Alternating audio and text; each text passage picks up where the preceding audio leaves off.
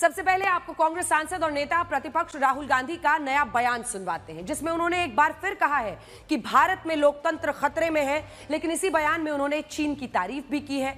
यह बयान उन्होंने भारत से 15,000 किलोमीटर दूर दक्षिण अमेरिकी देश कोलंबिया में दिया है। राहुल गांधी इस समय ब्राजील और कोलंबिया समेत 4 देशों की यात्रा पर हैं। कांग्रेस का कहना है कि इस यात्रा के दौरान राहुल गांधी कई नेताओं से मिलेंगे, कुछ यूनिवर्सिटीज के छात्रों से भी उनका एक संवाद होगा।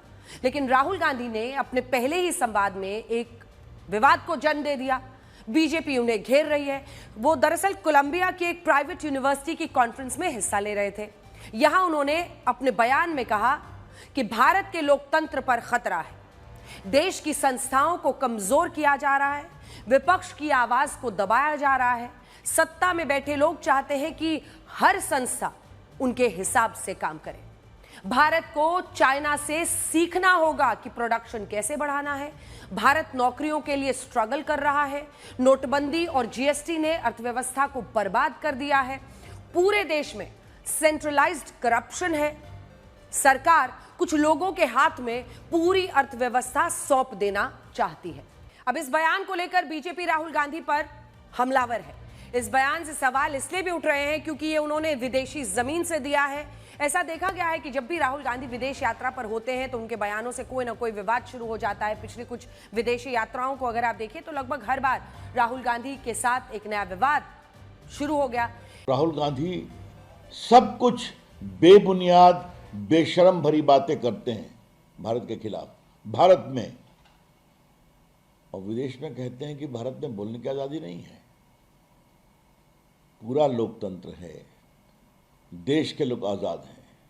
लेकिन राहुल गांधी की समस्या ये है कि उनको वोट नहीं मिलता तो सत्ता चाहते हैं, और अगर विदेश में जाके भारत को अपमानित करिएगा तो जो भी सीट मिली है जनता वो भी नहीं जिताएगी आपको, जान लीजिए आप। उनका ये एक आदत हो गई है कि विदेश में जाकर के देश की जो संवैधानिक संस्थाएं हैं उनको बदनाम करना।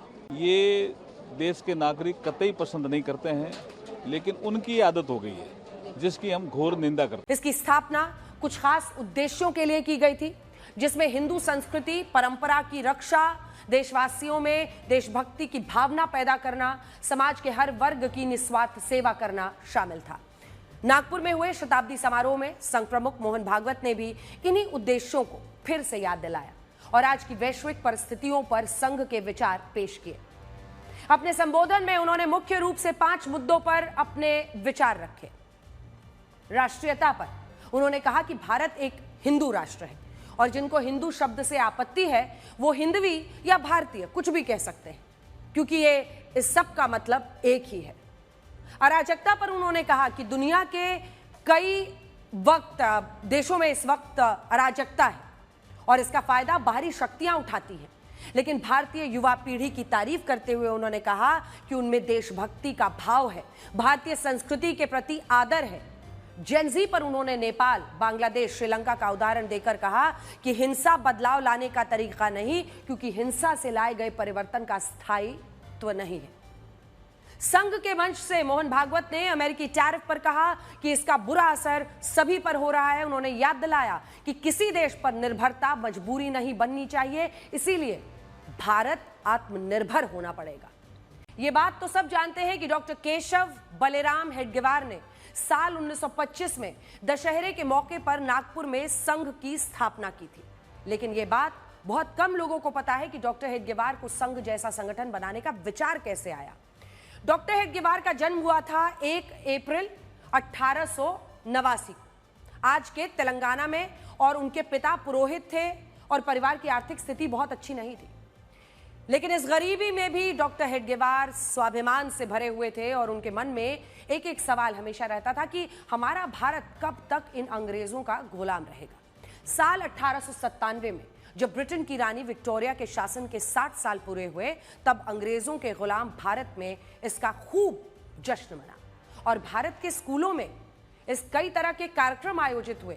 इनमें डॉक्टर हेडगेवार का स्कूल भी शामिल था, जहां इस मौके पर मिठाइयां बांटी गई थी। लेकिन केवल 8 साल की उम्र में डॉक्टर हेडगेवार ने इस मिठाई को लेने से इनकार कर दिया और यह पूछा कि आखिर अंग्रेज हमारे शासक कैसे बन गए।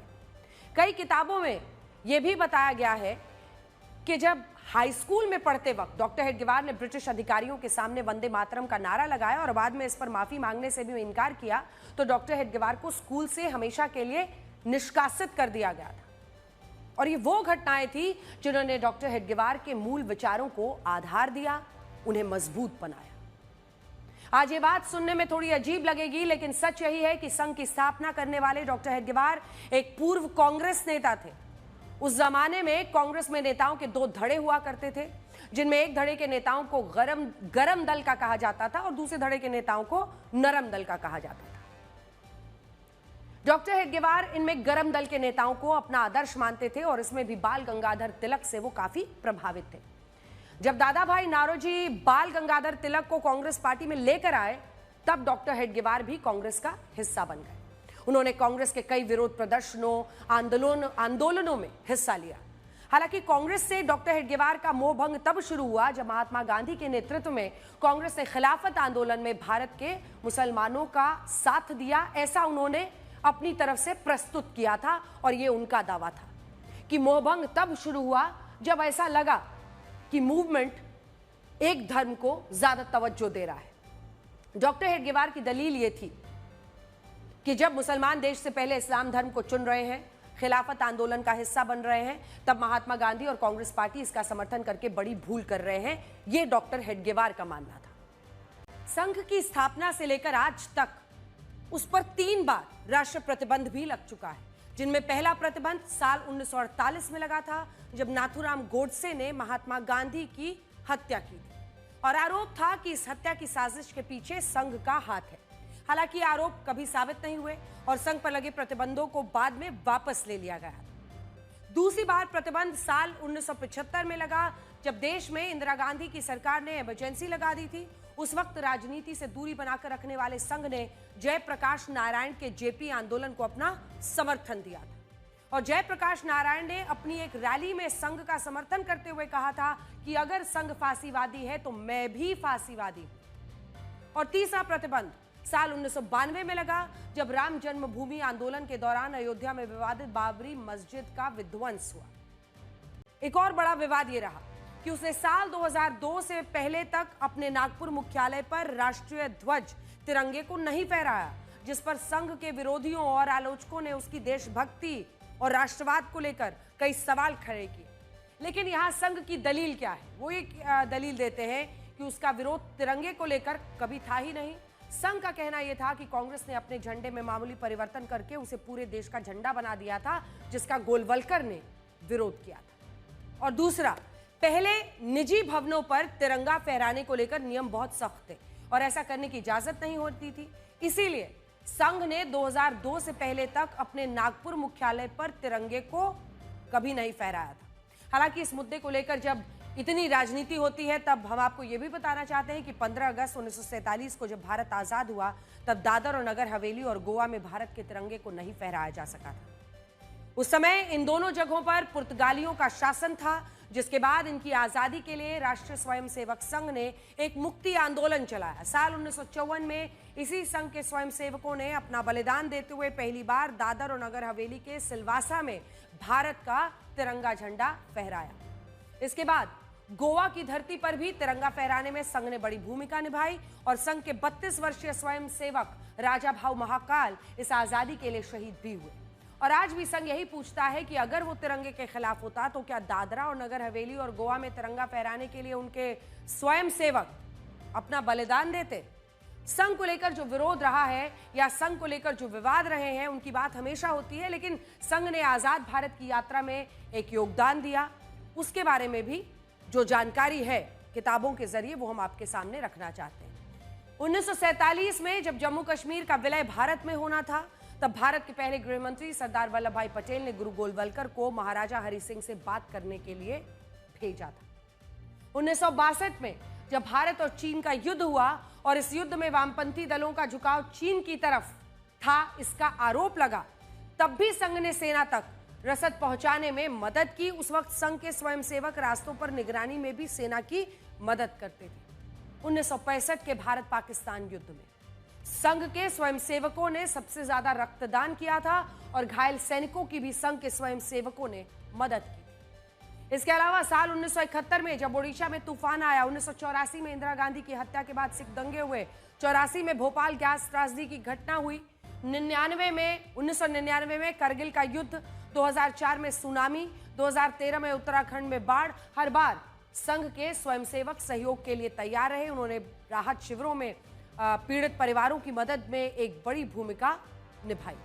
आज देखिए, बहुत सारे लोग ये भी पूछते हैं कि जब संघ राजनीतिक गतिविधियों से दूर रहना चाहता था तो उसने जनसंघ और भारतीय जनता पार्टी को बनाने में मदद क्यों की, और ये रिश्ता दोनों का कहलाता क्या है। सरदार वल्लभ भाई पटेल की मृत्यु से पहले जब श्यामा प्रसाद मुखर्जी ने पंडित नेहरू की सरकार से इस्तीफा दिया, तब वो दिल्ली से 1000 किलोमीटर दूर नागपुर गए थे और वहां उन्होंने गुरु गोलवलकर से मुलाकात की और उनसे जो जानकारी है उसके मुताबिक ये कहा था कि वो एक राजनीतिक पार्टी बनाने में संघ की मदद चाहते हैं, लेकिन उस वक्त गुरु गोलवलकर ने श्यामा प्रसाद मुखर्जी की मदद करने से इनकार कर दिया।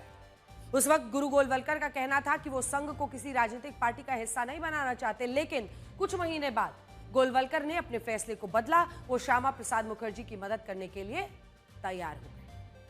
उन्होंने श्यामा प्रसाद मुखर्जी को एक नई राजनीतिक पार्टी बनाने के लिए संघ के 5 स्वयंसेवक दिए, जिनमें पंडित दीनदयाल उपाध्याय, सुंदर सिंह भंडारी, नानाजी देशमुख और बलराज मधोक का नाम प्रमुख था।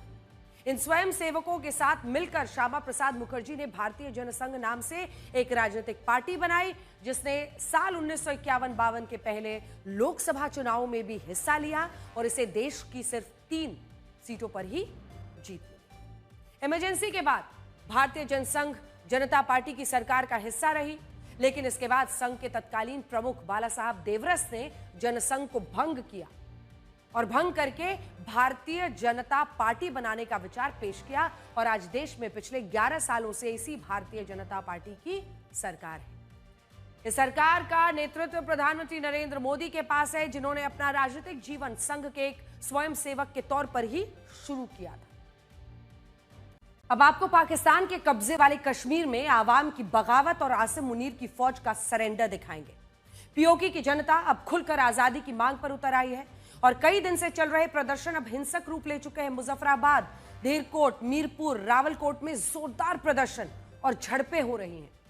अब यह विरोध प्रदर्शन सामान्य ना होकर आर पार की लड़ाई में तब्दील हो चुका है। सरकारी दमन से परेशान पीओके की जनता शासन को चुनौती देते हुए कह रही है कि वो अब हुक्मरानों की मौत बनकर सड़कों पर आ चुकी है। इन आक्रामक प्रदर्शनों में भड़काऊ नारे लग रहे हैं। जनता का गुस्सा खुलकर सामने आ रहा है। हजारों की संख्या में सड़कों पर उतरे हैं लोग और वो नाराए कश्मीर, जिवे जिवे कश्मीर, हुक्मरानों देख लो हम तुम्हारी मौत है, इनकलाब आएगा, कश्मीर हमारा है, इसका फैसला हम करेंगे जैसे नारे इस वक्त लगा रहे हैं। प्रदर्शनकारी कह रहे हैं कि पीओके के लोगों का खून बगावत वाला खून है। सोचिए, ये बगावत अब पाकिस्तान पर कितनी भारी पड़ने वाली है। राइटिंग ऑन द वॉल जिसे अंग्रेजी में कहते हैं वो साफ है। पीओके पाकिस्तान के चंगुल से बाहर निकलने को बेताब है। सब्सिडी कटौती, बुनियादी सुविधाओं की कमी, कुछ सियासी मांगों को लेकर शुरू हुआ यह प्रदर्शन अब आसिम मुनीर की फौज और शहबाज शरीफ की सरकार के लिए खुली चुनौती बन गया है।